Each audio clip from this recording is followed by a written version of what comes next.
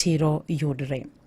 E kaunti ma Kisumu en obila e kaunti ma Kisumu dinone achich moro mabende osebedo ka olal chakre dwe mar achiel gani bang' kane onego dichuo mane gilaro godo thiwi kata wilbaro e kar chung'od bura ma Kisumu East. Charles Okoth Rakwach mabende ong'ere gi nying mar Ford nyicha ne omaki juma mokalo ka juma ni to ne otere do mawinama kama obila ne okwayo mondo miyo migi odiochienge moko matimo nonro motelo ne tarik 22 mar dweni mabende obiro wache dhoge.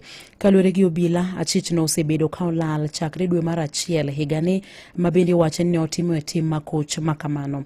Obila mago kwach kich mabende nyicha ne oyudo lipot ni jalno nitiere kendo oseduogo pacho ne odhi ma ondhiye e gwengi mantiere but skund sekondar ma Nyamasaria ka itude gi ketho mar nenego Edward Otieno Yuru mane ogoyo gi gimoro madik ma otho. Jal mabende nonegno ne odhi kawo thiwi dalane mar mondo notim godo tije moko mag pacho ema Rakwachie no wang' ma onege.